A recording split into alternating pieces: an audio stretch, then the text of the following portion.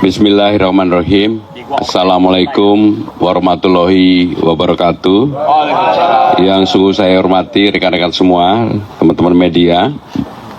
Alhamdulillah hasil real account KPUD DKI Jakarta dan perhitungan formulir C hasil KWK per saat ini, pagi ini, Kamis tanggal 28 November 2024, telah mencapai 100% TPS di seluruh daerah pemilihan Jakarta dengan menunjukkan hasil bagi pasangan nomor 03 yaitu 2.183.577 suara atau 50,07%.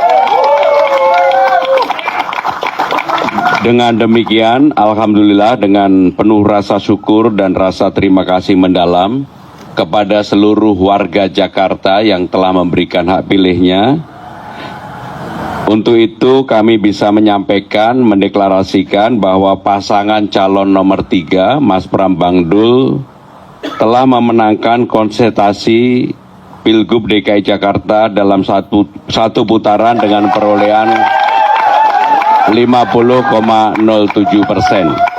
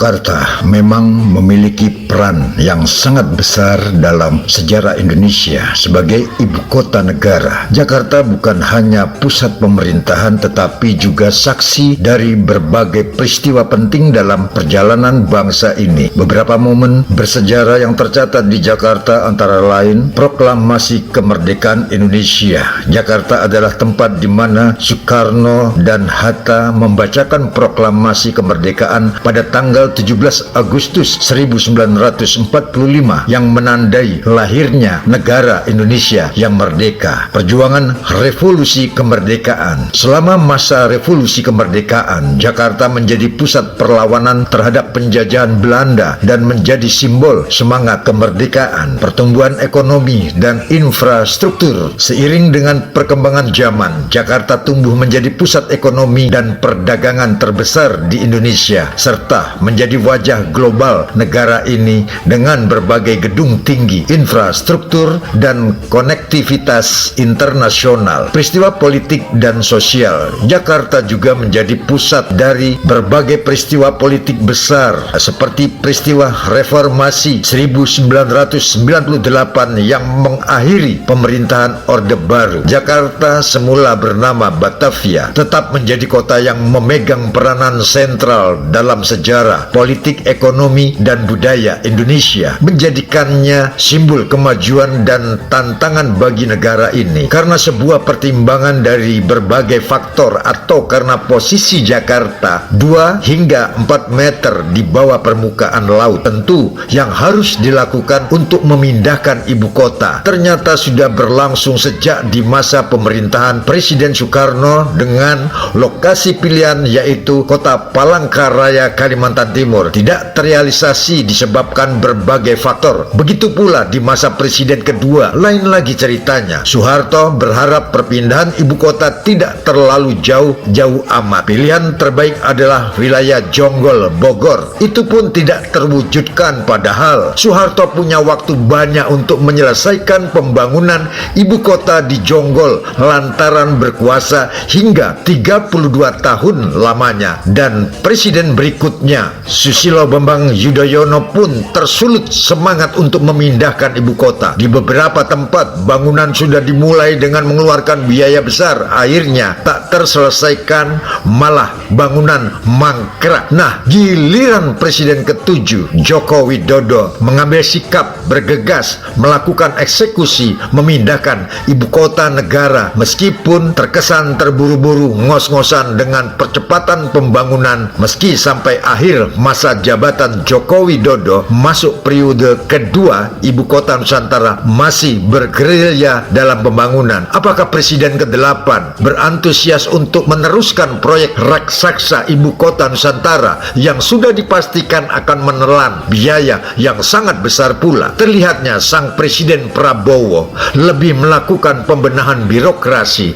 beroperasi keras memburu pelaku korupsi. Perampasan aset bagi pelaku korupsi harus ditindaklanjuti dengan menerbitkan undang-undang, sedangkan dari pihak DPR masih terkesan lamban untuk memutuskan. Ada apa? Di akhir jabatan Presiden Joko Widodo telah menandatangani Undang-Undang Nomor 2 Tahun 2024 tentang Provinsi Daerah Khusus Jakarta (DKJ). Undang-undang ini mengatur perpindahan ibu kota negara dari Jakarta ke Ibu Kota Nusantara atau IKN di 2 kabupaten di Kalimantan Timur, yaitu Kabupaten Kutai Kartanegara dan Kabupaten Penajam Pasir Utara.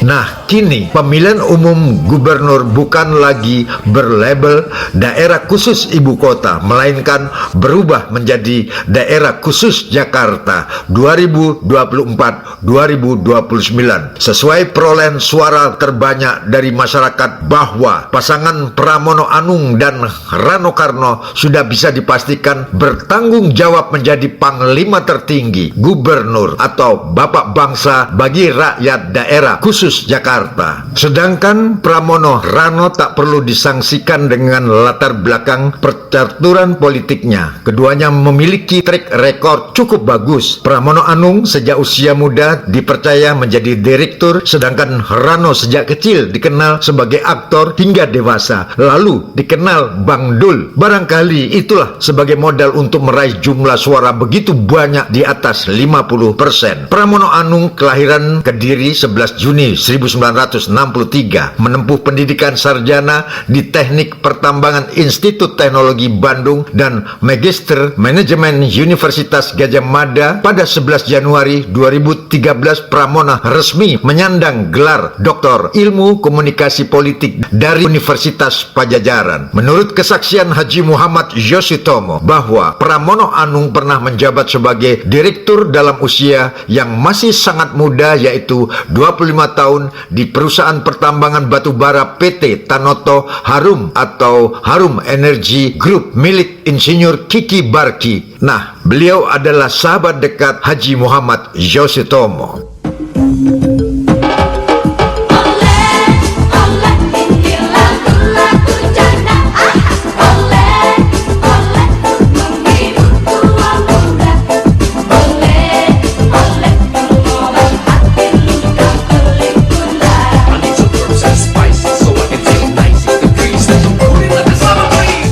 Haji Muhammad Yosutomo atas nama keluarga besar Forum Kebangsaan Kalimantan Timur mengucapkan selamat dan sukses kepada pasangan Pramono Anung Rano Karno yang telah meraih perolehan suara terbanyak sebagai syarat menjadi Gubernur Daerah Khusus Jakarta periode 2024-2029. Semoga daerah khusus Jakarta tetap semakin berkembang dan makmur dalam segala bidang, baik dalam pembangunan fisik maupun perekonomian rakyat, semakin melesat cepat ke depan, siap menghadapi tantangan zaman serba digitalisasi, globalisasi, modernisasi.